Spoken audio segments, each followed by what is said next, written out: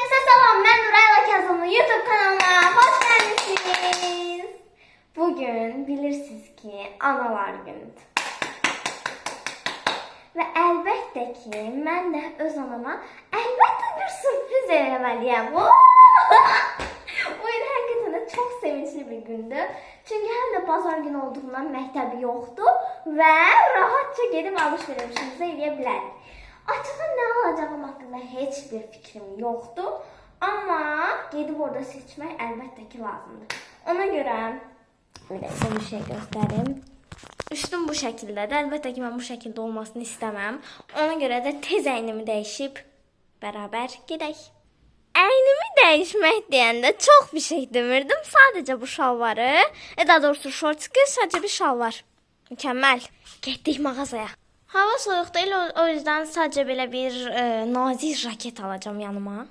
Tamam, indi jaketimi giyindim, belə oldum ve bütün pulumu götürüp mağazaya doğru irəli. Ve heyecanla lifti basıram.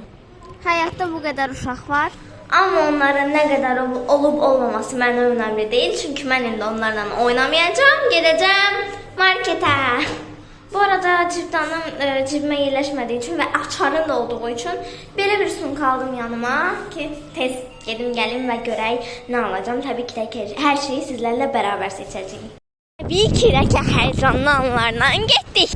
Kapını açtım ve kapıdan çıktım. Hava inanılmaz soğukmuş. Bu kadarını da daha düşünmezdim. Ve Rossmann'dan da nəsə alacağım mütləq. Amma ilk önce Araz'a girmem lazımdı. Ve elbette gördüğünüz gibi tek çıkmışam.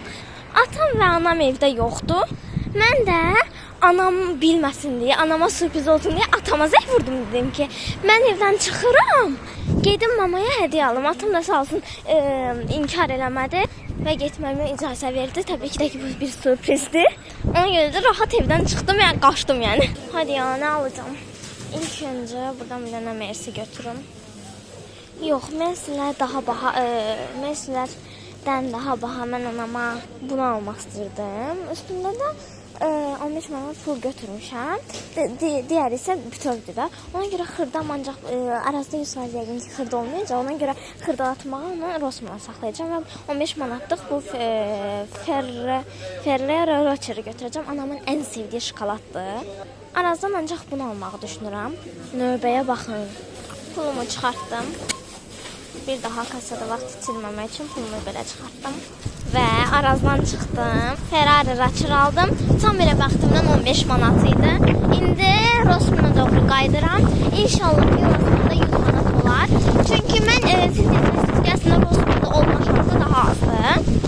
Amma ki marketlerde qəbul eləmir. Onlar da sonra deyəcəklər ki 100 manat eləyə bilmirik falan filan. Ona görə də məcburen Rossmann'da eləməyə məcbur qalacağım. Çok təəssüflər eləyirəm ki, çəkə bilmədim. Çünki satıcılar ancaq yanımdan keçirdi. Mən də çəkməyə utanırdım. Amma indi evə girdim. Evdə mütləq bütün aldıqlarım, hər şeyi göstərəcəm. Əlbəttə ki, qapını açdım. İndi gedirik evə doğru. Və evə çatmağa çox səbirsizlənirəm. Sizlərlə aldığım şeyləri bölüşməyə həm də. Çox böyük bir heyecanla lifti basıram. Hansı gəldi. Və bu qədər alışverişim tutdu. Tez gideyim, ne diyeyim, tez gideyim ve çatak her şeyi sizinle bölüşeceğim, söz.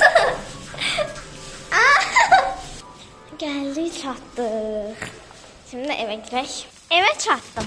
Ve dediğim kimi evde tekem ve aldıklarımı göstereyim. Hamınızın da gördüğü kimi Arazdan Ferrero Rocher. Ya bunun adını ben hiç vaxt əzbərləyə bilmirəm. Bunu aldım. Şimdi o çeki de sonra, yani indi əsas deyil. Belə içində neçədən olduğu bilmirəm, neçədən. Onu bilirəm ki, mama bunu çox sevir və həmişə də evə gələndə bundan alır. Rossmann'dan isə bir dənə 1, 2, 3, 4'lü süngər aldım. Belə.